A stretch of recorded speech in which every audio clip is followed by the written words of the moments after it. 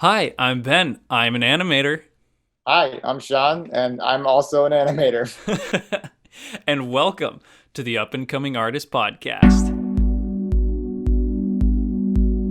Woohoo, Sean, thanks for coming on, man. Thanks for having me, dude. This is great. Yeah, it's been a very, very long time coming. Yeah, man. Yeah, for sure. Yeah, I remember you asked me a while ago, and I was like, "Oh, that'd be good. That'd be good." But I was also like, "Oh man, I hope I'm good to be on a podcast. I don't know how good I No, you're am." great. And I mean, you just told me the other day you were just on some other podcasts, right? Yeah, I was on my friend's called Just for Clicks, because he has a whole YouTube. It's Forest, my friend, Forest Fire 101. And he makes all sorts of YouTube videos, right? So shout out for people to check him out online. Yeah, we've been like, movie making partners for a while, and yeah, it's just so fun making stuff with him. He recently moved back here to LA, and we've been at it again, and we've been making stuff. So yeah, it's a lot of fun. I forget if I did another one. I did one a couple months ago, with this guy. His name's Moose. He's a really cool guy, and I had a lot of fun on his podcast too. So I've been preparing. I've been preparing for this one. That's Yeah, awesome, man. Well, I'm just grateful now that you're so big and popular and famous that you still remember me and come on my podcast. it's good. I'm not that famous yet. Don't worry. Well, I beg to differ because let me just give the audience listening here a little bit about Sean real quick. So not only have Sean and I worked together for kind of a while, if you include my time as an intern, it's almost been 2 years like that we've known each other. And so Sean is a 2D and stop motion animator, including Lego brick films, and we'll get into that today. He's an illustrator, sculptor, which is super epic, background painter, avid Batman and Spider-Man artist. So we'll talk a little bit about that. All around great guy and friend, Sean Willets. This guy rocks. Oh, thank you, man. That's so nice. That's so nice. I love that. Yeah, yeah, it's all pretty much true. You know, Pretty much. except if it's all good stuff, then that's up to opinion. If I do it well, if I do all that stuff well, that's where to. Well, you do. I mean, this is what's cool about having you on a podcast where, now, granted, for everyone listening, I do talk about animation quite a bit because that's where I work and live, and most of my friends work and live in animation. But Sean does just about every kind of art that's out there. Is there anything, just real quick, that I didn't get to that you do in art? Well, you know what?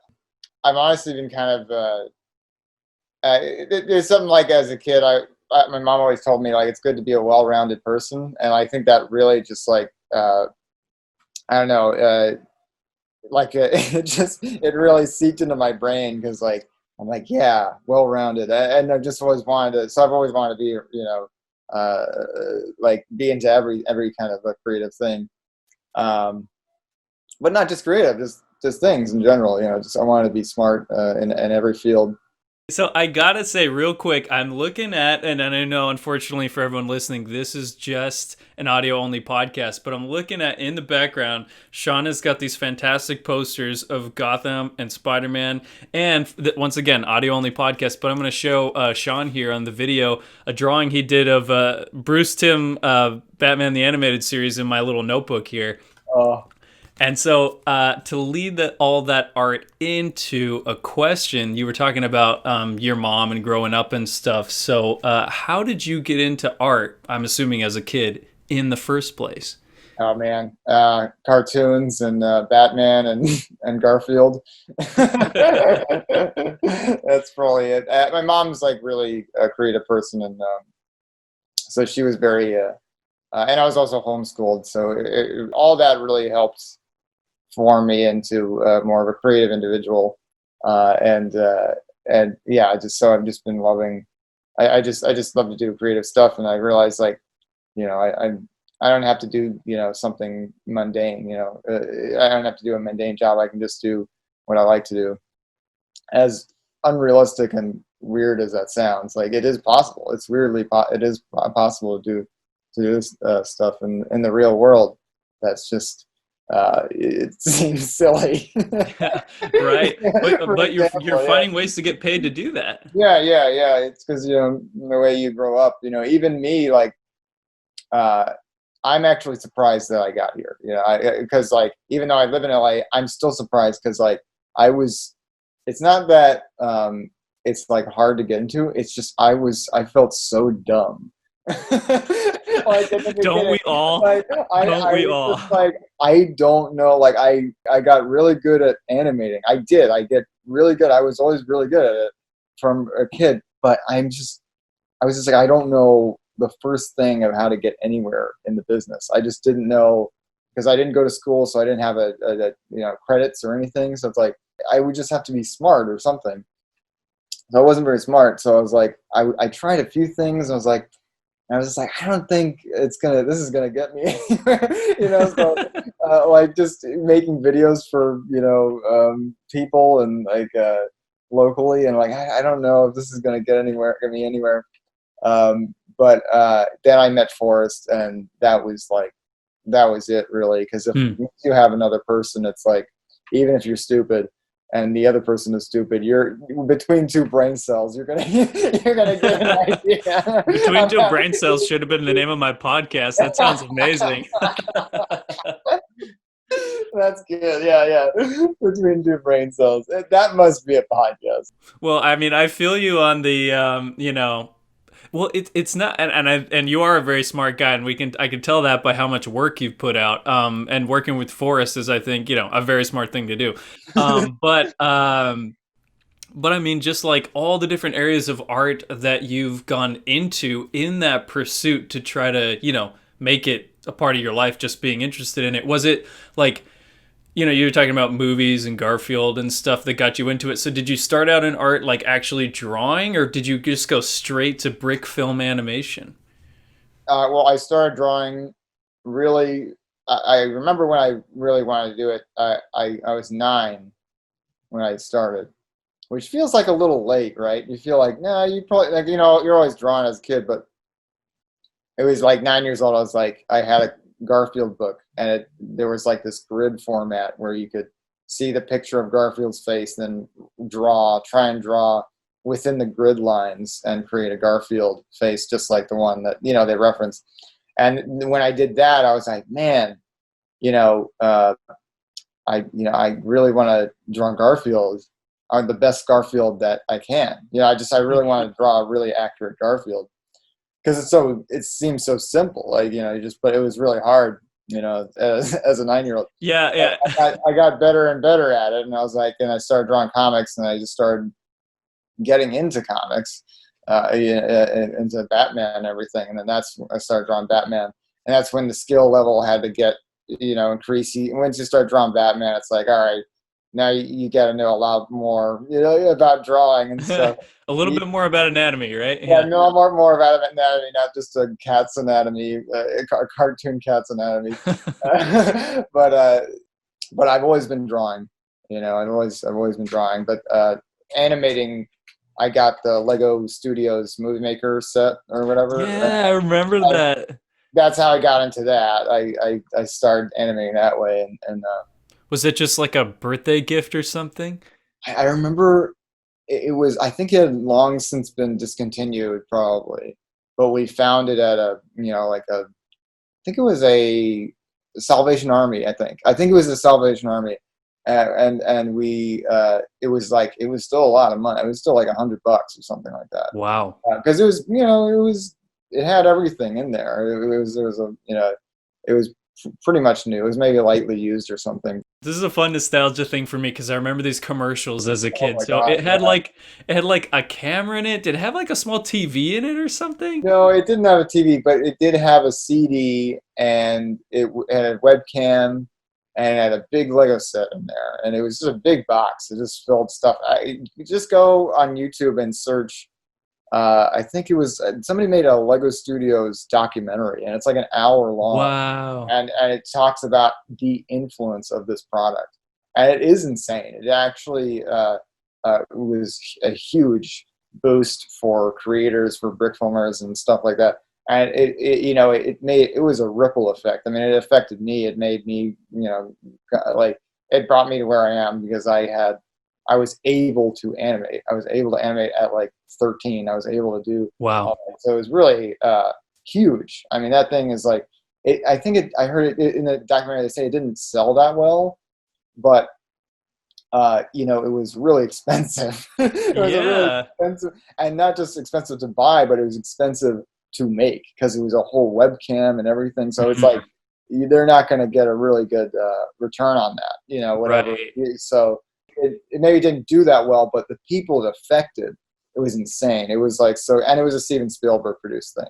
Yeah, I had heard that. That's crazy. And I wasn't trying to cut you off there, but like, yeah, I mean, I think you're exactly right. Like, it was so expensive, and who's buying that for their 9-year-old or their 13-year-old? But like, what an influence and what an effect it had. Like you were just saying, like, because it's, I mean, you're in the industry. I talked to other people who also were working with that same stuff to got them into animation, and now that's what they're doing for a living. So that's crazy. Yeah, it may not have boosted everybody into creative fields, but it really did affect quite a few people, and it definitely, if it didn't, make those individuals who got the set, like turn them into filmmakers, the people that watched their stuff probably turned into filmmakers. So Mm. it really made content like that easier, whereas now we have phones and everything, but back then it was very helpful to have this creative thing because we didn't have phones back then. So it was great to have a webcam that had a focus ring and quite literally had stop motion software. So that was very helpful at the time. But yeah, that's pretty much what helped me get to stop motion. Really, I give credit to that. That's great. And so then, to go back to what you were saying earlier, so was it making those stop motion films? Is that what you started to do when you met Forrest, or what kind of things were you guys making? Yeah, we knew each other on YouTube, and we both like because he got famous from the Duck Song and doing a Lego Batman and making that popular. Wait, so he did the duck song, the like Yeah, with the grapes and all that? yeah, he did that. Yeah, so first off, he was making the Lego Batman shorts, and he had a big fan base from that. Like he had a pretty big Mm. fan base from that because it was like the first Lego Batman, on there on YouTube, pretty much. And there was a few and far between. You type in Lego Batman now, it's like there's plenty. Yeah. But Well, back then it now, was but just back then him. in 2006 or 7, it was like there's nothing there. There's barely anything. So everybody was laughing up what they could. But no, it was funny, and then he did the Duck Song, and that really they made a documentary about the rise of forest fire. We watched that recently. Me and Forrest watched that, and they put it really well. They said like the reason that blew up was because he was a creative type, and when you're doing creative stuff, you're throwing everything at the wall. So Hmm. eventually, something could happen. You're playing the lottery essentially. You're putting in the effort. You're putting in Hmm. the effort to make something. And he didn't create the song, but he created the visuals and all that and the animation. And of course, the guy who made the song got a cut, of all the, of the money he made Yeah. off of it. But he did make a lot of money off that video, and still is, and it's and that's what you get when you are creative. Sometimes you throw stuff at the wall, and then you might, do well, off of something, even if you don't think it's good or anything. Like he made it in a day, so. Wow. Yeah. That's That's what that's insane. what keeps me going. It's like, man, I could just create something that is hugely popular, and I don't even know it. It's like could connect with people. So it's like really a good way to put it, I thought. Yeah, definitely. Well, yeah. And so, that being said, you also had a big following, or maybe still have a big following on YouTube, right? Yeah, I mean it's all right. It's moderate. I really like how a lot of people just stuck with me, over the years, and it's like really been just friends. Really, I mean, it's really nice to because I talk to them. If they message me, I'm going to talk back. Like I'm just, I want to, I love talking to people. So yeah, I do have a good following. I think my YouTube has like 22,000 subscribers or something. But Wow. all that's like you know old. 24.7 thousand. Okay, yeah, but all those could be old and stuff, and they might not even be there. When I upload, it only gets like I'm lucky if it gets 1,000 views on there if I post a video. So it's Hmm. like, it's not like subscribers doesn't necessarily mean views right away, but Yeah, yeah, no, I mean that's incredible, and I think like we were talking about too, you going into so many areas of art, and we'll keep talking about this throughout the episode, but um, just that you really have done exactly like you were saying, Forrest has done as well. You've tried your hand at all these different things and just see what sticks, and you have a lot of great success, and that's super awesome. Um, I gotta say real quick, I was going back through, speaking of your YouTube, and just going back through your old videos, and I'm looking at videos from 10 years ago, 11 years ago, 12 years ago. Still such really great stuff. I do have to make one small comment just for fun. You have a video on there that's called After Seeing Spider-Man 3, oh, and it's and just for everyone listening, there's like Spider-Man 3 posters on Sean's wall, and he just rips them off and like crushes them while he's crying. It's a 6-second video. It's amazing. yeah, no, that was. I mean, we all make mistakes because that movie is brilliant, and I was just being very silly there, thinking Oh, that. that it was hilarious. Oh my god. I do have to say too, and I do want to keep going with you and Forrest as well, but I got it just since we're talking about your YouTube. I was going back through your videos, and everyone do check out Sean Willets on YouTube. Um, he's got a video that I really like on there where since we're talking about you throwing kind of your artistic styles out on against the wall, you have a video that's called "There's an App for That," and it's a really great. I'm just gonna real quick describe it to everyone. Sean in live action pulls out his phone, pulls up an app, and then it changes, and that POV is now a 2D animation or paper cutouts, and then it changes again when he taps it, and it's stop motion, kind of clay looking and Lego, and then it goes to like your full Lego, and then the video ends. And so to me, I was like, this video like wraps up everything I know about Sean. Yeah, thanks, man. Yeah, I did that for I was homeschooled and all that, but I did do a 1 semester animation thing, and that was part of that was I think that was maybe my thesis or something. That was the end thing, like at the end of a semester you make something, and yeah, that was a fun one because I had to like rig up my because it's a POV thing. I had to rig up. I'd actually use like coat hangers or something to wrap to my head to make it look like a POV thing. So, and I had my Wow. Canon camera like on me, so it's like I have this whole rig on me, like so. Wow. Do that. I never Just, would have been able to tell. I didn't yeah, even yeah, think just for about one shot, that. yeah. But it was fun, Like I had to get creative. Like, okay, how do I do a POV just by myself, nobody holding it behind me? Because that's awkward. I don't want somebody like hugging me, with with the camera. So that's weird. So I wanted to figure out how to way to do it myself. But I had help, trying to figure it out. But yeah, that was fun. I like that, and I like that one. Yeah, it's not like perfectly executed, but it is. That is a good video. Yeah, no, it's great. I mean, it has basically all this stuff of art. Like I was just saying that I feel like you do and do well. So I think it's really cool to have them all in one video. So to keep going, kind of where we were at, kind of in the timeline of you growing in art. So you were with Forrest, you were making videos, and then so how did that lead into you getting connected to the studios? I'd have to give credit to Twitter because uh, we were doing these. It was a great deal. We had a great job. We got connected to do a 4 video series for the Hobbits, for a Lego Hobbit series. It was like, and we had a couple months to do a bunch of these Lego Hobbit videos, and I still really love those videos because we got to be really creative. And was that for Warner Brothers? I think it was, yeah, I think it was for like TT Games or something. It was for the Lego Hobbit games. Hmm. So we kind of had to make it. It was weird. You know, you could check it out. It's on his channel.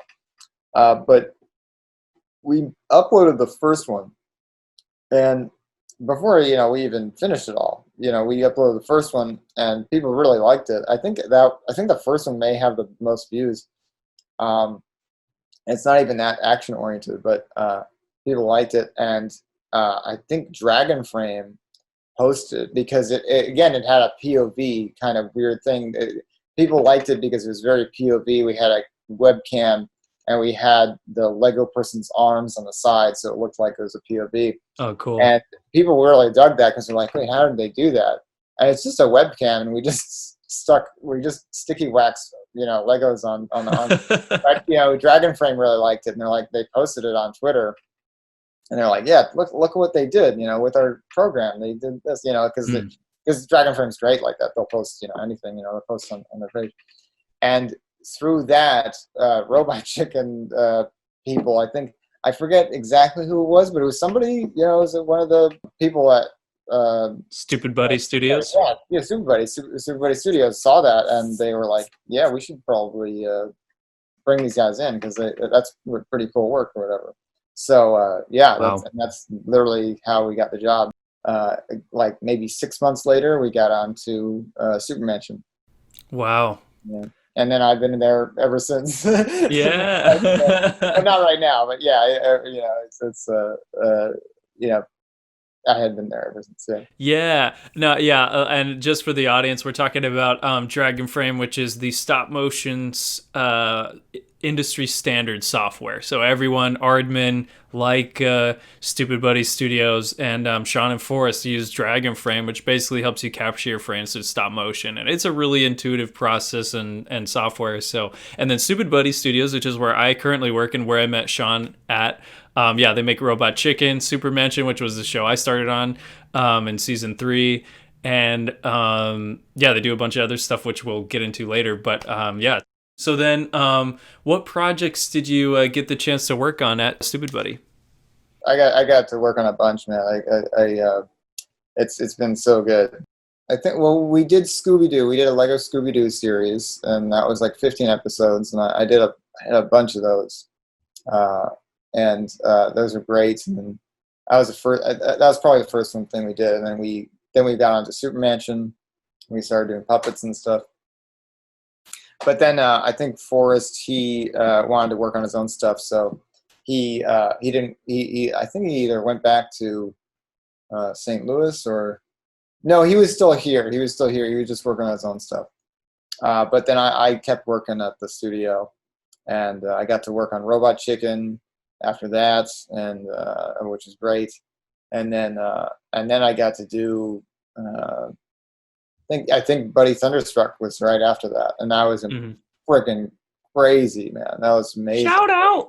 Yeah, it was so good. Oh my god, it's really that was a really fun one. I think I told you before, like it was so good, but I felt bad because I felt like I wasn't good enough yet. So I was like trying to keep up with that, like keep up with what they wanted, get my get my skill level up for that one. And I've always wanted a season 2 because I'm like, I'm ready now, let's do it. But now, like there hasn't been any word, but it's still possible. Yeah, it was a Netflix show, so everyone who's listening, it was a kids show that Stupid Buddy did for Netflix, and it only got 1 season. But very cool. It's actually what got me wanting to work at the studio was that show. Yeah, it's so good, right? It's so fun. But yeah, then I think we did season 2 of Super Mansion. And then we did, I think then we went right into season 3 maybe, or then we did like Robot Chicken, and there were a couple of other jobs, like small gigs, like small commercials and stuff like that. But then we did season 3 of Super Mansion, and then we did Crossing Swords recently. Yeah, shout out for everyone listening. That's out on Hulu right now. That's on Hulu. Yeah, it's good. It's crude but good. Yeah, I haven't actually talked about it that much on the podcast. Just for the younger listeners out there, it's not for everybody. It's not for everybody. I mean, it pleases that like inner like teenager, and you're like that teenager humor, like but yeah, it's more crude. But yeah, and then then we did another show. I'm not even sure if we can talk about it. Can we even talk about that one, the more recent one? Yeah, we worked on Modoc for Marvel together, which was great. And then the quarantine happened, and here we are. I got, half of it. I worked on half of it. I'm satisfied. It was amazing. Yeah. Well, and that's actually what I got to say real quick. So when I started at this studio, one of the very first things I noticed before I was even an intern there was walking around the studio and seeing all these little drawings of Spider-Man all over the place. And I would ask like, "Oh, whose is this?" Then as an intern, I find out Sean Willets. So you're like the superhero man. Yeah, yeah. No, I would like pepper the studio with Spider-Man drawings everywhere, pretty much. Yeah, it's good. Yeah, they're awesome. And I do have to say real quick, not to cut you off, but I got to say real quick. So when our studio was working on Crossing Swords, I was at the animation station, which used to be in the hallway. So anytime people would come visiting the studio, they would pass by me, and whatever, and they'd see Sean's wonderful drawings. So anyway, I'm wearing a Marvel shirt, and there's Spider-Man drawings all over the place. And in through the studio comes Marvel executives because they're seeing if our studio can actually shoot Marvel's MODOK show, which we're currently shooting right now. Um, and they look at Sean's drawings and they look at my shirt and they're like, nice. I think they even said that to me. They like look at my shirt and they're like, nice shirt. So, and they saw the drawings everywhere, so they were pumped. They're like, okay, these people are the right people to make our show. That's awesome. Yeah, So yeah. thanks to you, man. That studio has that show going. Because they do have a lot of DC stuff there. So They do. maybe because I peppered in a little bit of Spider-Man, they're like, okay, they like Marvel too. Yeah.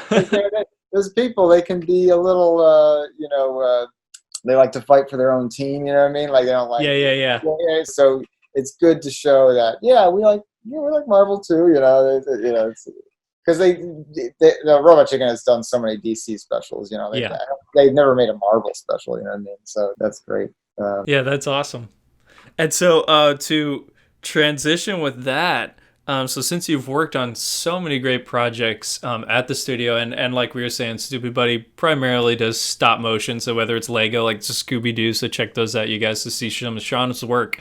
Also, Marvel, Robot Chicken, all this kind of stuff. But you've also been highlighted very recently on Animation Wildcard for a 2D animation that you just did called Morning, and I know you're working on another one right now. And by the way, just sorry to keep talking, but for everyone listening, check out Scott DeRoss, who is one of the creators of Animation Wildcard. We did an episode with him way back. He was the second episode we ever did of the show, recorded on my iPhone 4. So go back and check that out. But Sean, I wanted to ask you about how did that come about, working with Animation Wildcard to work on their episodes and make this amazing short? Oh, thanks, man. Yeah, since we were in quarantine for a while, and I was like itching to do something. Yeah, that was just a burst of creativity. Really, I was just like, oh man, I gotta work on something. I gotta do something of my own. And I wanted to do it for a while. They had like a couple rounds of Animation Wildcard before I was able to do the morning one, because I just couldn't think of anything. I couldn't really think of any. I'm not like really an idea person. That's why I like to animate. So it took a while to get that idea. But once you're not working and once you're like more just vibing, Yeah. and you're not just constantly working. I think your creativity kind of opens up. I feel like that's what's happened with me over the past few months. I've just kind of opened up my creative outlets and just like, what do I want to do when I want to create and stuff.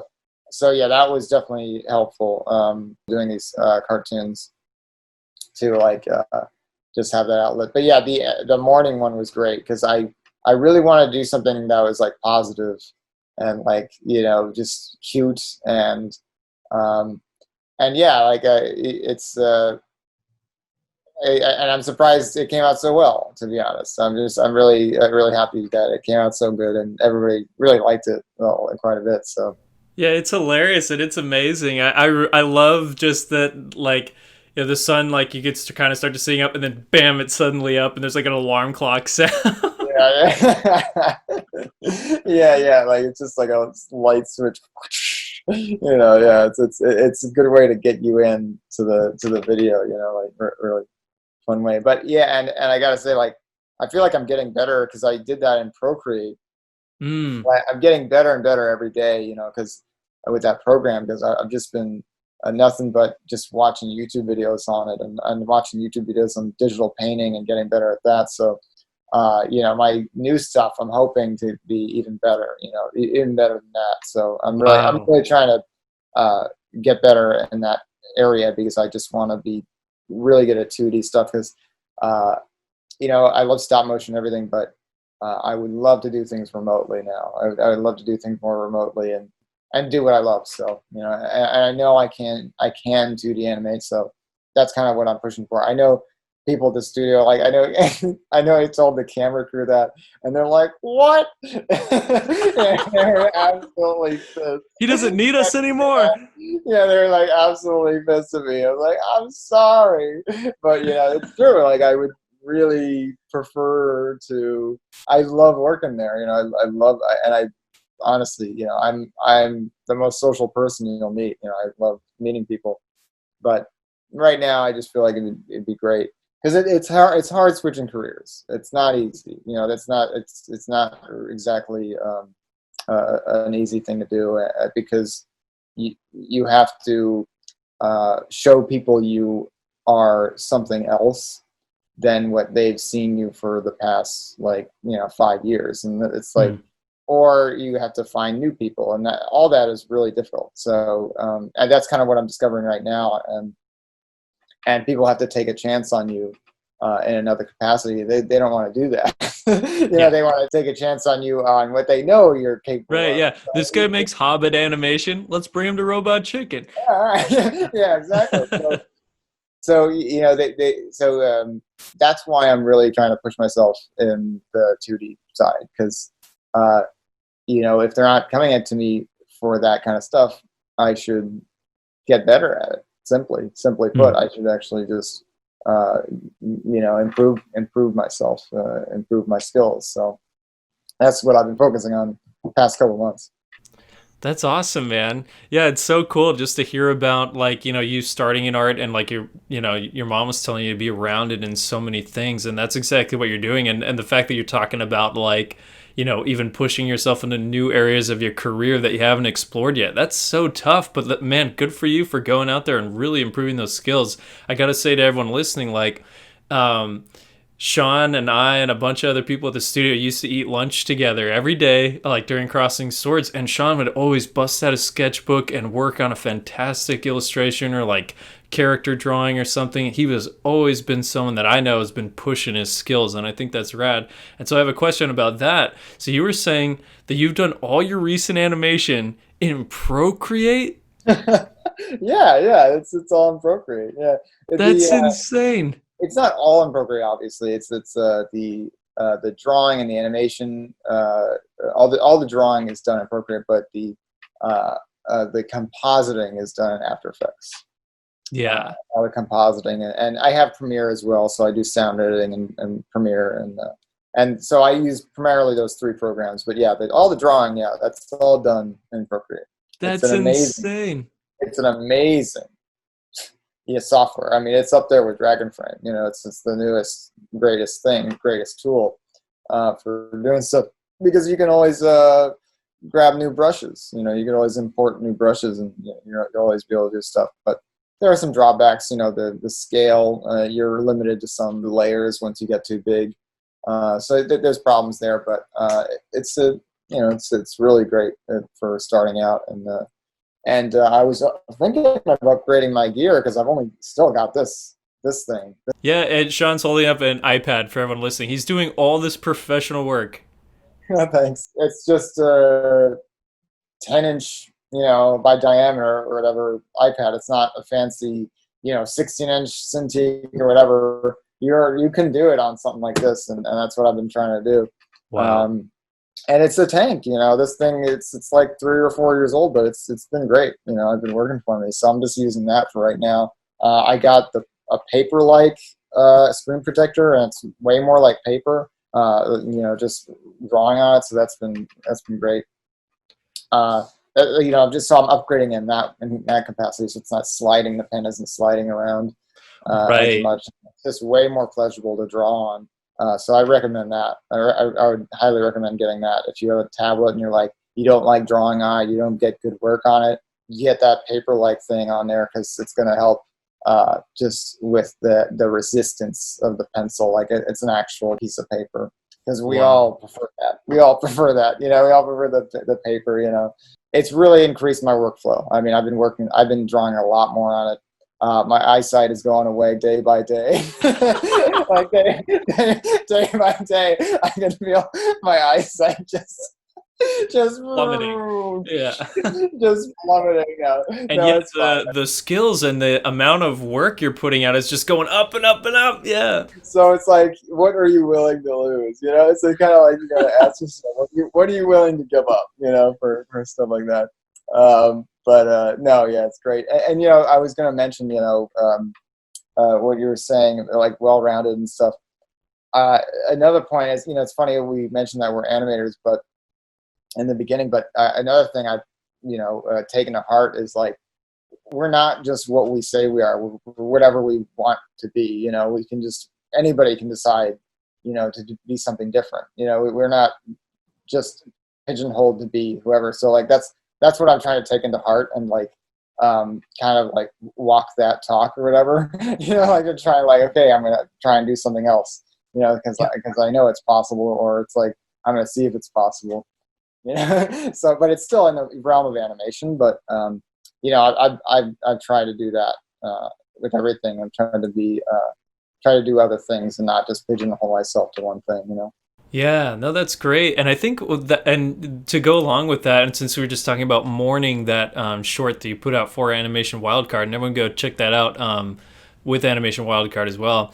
One thing that I really like about your work, talking about it, branching out the skills, is these amazing backgrounds you're doing. And I know you're just saying you're doing it all in Procreate, but these are really good. Like you could just be an animator, let's say, and you just have a character. But you always, even in the stuff from 12 years ago in your Legos, you always have a set. It's usually always very well lit. Thank you. Yeah, I appreciate that, because I don't really pride myself in the backgrounds, but I guess, yeah, I do have a solid background, at least. Like I have a standard, at least. But yeah, the backgrounds in the morning short, I was definitely proud of those, because I figured out ways of making leaves. I found a brush in there that I could make leaves and make it look realistic, and just move it around.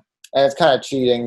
People can think it's cheating if you're using a brush to make a leaf, a bush, but you got to place it, and you got to give it a shine. It's not just, you don't just stamp it in there. There's a little finesse to it. Yeah. The artistic eye. Doesn't matter how bad your eyesight is. No, I'm just kidding. Yeah, exactly. But I think I'm getting better at backgrounds. The thing I'm doing right now, it's a zombie animation, and for Halloween, and I'm just having so much fun making it, because I'm doing the backgrounds, and it's spooky, spooky backgrounds and stuff. So that's pretty fun, because I'm using like gouache brushes in there, Mhm. trying to get that kind of a gritty look in the background, but like painterly a little bit, and it really adds that extra layer. Because if you look at old cartoons, they painted it. They painted those backgrounds in a beautiful paintings. So that's something you should like. If you want to do a 2D cartoon, you should probably think about the background, and think about what makes a good background. Even if it's not super nice, as long as it's got some level of quality, it's possible you can make it. Yeah, that's awesome, man. That's a great bit of advice, and I actually kind of want to follow up with that with a question, and that is just thinking about composition and colors for these backgrounds. Like, what makes a good background to you? Yeah, so I'm still learning. So I'm still learning how to get the best background. Right now, I'm actually, because I've gotten a lot more info and a lot more. Just been watching a lot of more tutorials on how to paint and how to make great backgrounds. There's so much on YouTube, so much stuff to learn, and how to get better at drawing and painting and all that, and color theory and all that. I'm still learning, but I have learned a few things such as like colors. Like it's good to have fewer colors and colors that on the opposite side of the spectrum, like one blue, like a blue or an orange, something that contrasts each other and kind of simplify it. So it's not like you're not using the whole range of the rainbow. I think that's kind of how things can get messy if you're just using every color of the rainbow in your background. It's going to be a little messy and it's not going to look great. But yeah, so I've just kind of taken that to heart. Kind of, yeah, you want something with simple colors. You know, a couple colors, and just kind of go off of that. That's kind of what I've been doing, especially in my morning short. I only use like yellow and green, pretty much, like yellow, green, browns. Kind of like stuff like that, and that worked out great. And just to because if you look at reality, that's kind of how it is. It's not like the full rainbow. It's, if you look outside, it's like, well, it's a blue sky and green, green trees, and that's kind of what you see. So, and you don't have to use line art for a background. No line art, just paint. Just Mm-hmm. paint it. That's how I do it. It's just paint it. And maybe for trees, maybe if you need some branches, stuff like that, you can draw some branches, but that stuff like that. But yeah, I just usually just paint it. And yeah, I think that's kind of just what I've been learning so far. Yeah, that's awesome, man. And I want to latch onto something too, where you were just talking about not needing the lines, and this just plays into all the different areas of art that you've explored and stuff. Because I remember when we'd be drawing together at lunch, and you would do, say, like a drawing of Joker or something. The movie had just come out, and it was entirely line. So I think it's cool that like you can balance both of those two and find places for both of those areas in your art. Thanks. Yeah, for sure. Yeah, it's just all like, it's just really where you want to put the detail. If you want to put the detail in backgrounds, like, sure, you can make it more detailed. But yeah, I've just been finding some great YouTube tutorials. I found this one guy, one of my favorite guys I found recently. His name's Mark Brunette. Uh, Shout and out. yeah, shout out. And he's so good. I mean, his art style is amazing, and he worked at Blizzard, so I mean, Got the skills. anyone who works at Blizzard has like major major skills. And I'm not even like fan of the games. I don't even like any of the games, but their art is like insane. Just like the top level stuff, um, including animation too, including animation. Yeah, definitely. I love this quarantine. I want to mention, I love this quarantine because I have discovered so many incredible people uh, from just my musings on the internet, that I'm just like, it's a whole new world to me right now. Like, I'm just like, wow, there's all these amazing, I have to say, I've been watching a lot of Joe Rogan. He's got so many great guests, so many amazing guests on there. And it's like, wow, like, you learn so much. And, I just love this time of reflection because you get to figure out, what you want to do and what do you like, and, figure out what passions you want to do, and stuff, and discover new amazing people that you never seen before. But and spending time on doing stuff like that. But Yeah. No, that's great, man. I know I talked about this for everyone listening on the last episode with Victor and Vanessa, but I think it's cool. I talked about it with them, and now hearing it from you as well, that while the whole world's going through this pandemic right now, you guys are taking this time to really make yourselves better people, make yourselves better artists. And I think that's so cool that you're doing that, man, because like you're saying, like you're trying every area of art and finding success after success, letting it stick to the wall. So that's great. So what that makes me want to transition into next is where do you want to go with the future of you and your art? well, that's a great question. I didn't tell you, I've been getting into something that's not animation, just gardening. I getting into gardening, and it's just been great. I like growing my own food and stuff. And I'm not a farmer or anything, but that is something I did not expect to be into. And turns out I actually uh, it's actually kind of similar to animation. Oh, really? Yeah, I discovered it's kind of similar because basically you need to have an eye for detail, and you need to, and it's kind of labor intensive. It's a little labor intensive, you're working in the garden, and you're kind of bringing something to life, well, frame by frame, or, day by day, you're bringing something, a beautiful thing to life, but it's Wow. actually, you're actually bringing it to life, so you're bringing, life to life.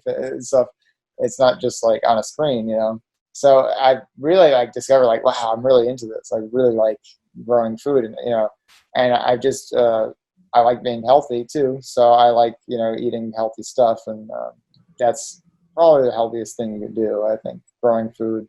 So I had that realization recently. I've just gotten so into that, and that's I'm really hoping to get more into that as the years go on. Hoping to get a little more into it. I definitely want to get a bigger place with a bigger backyard at some point, so I can really make a beautiful garden that represents me, and so I can use my art and just kind of create something there. Right. So what you're saying is the next episode that we do with you is going to be Sean in the culinary arts. Yeah, or just a farming podcast. The next episode, no. But it would be great. But I have to be honest, I do love animation, so it's hard to take me away. Like honestly, gardening took me away from animation for a couple months recently. I wasn't really doing a lot of animation because I was trying to build a few things. I made a few planters, and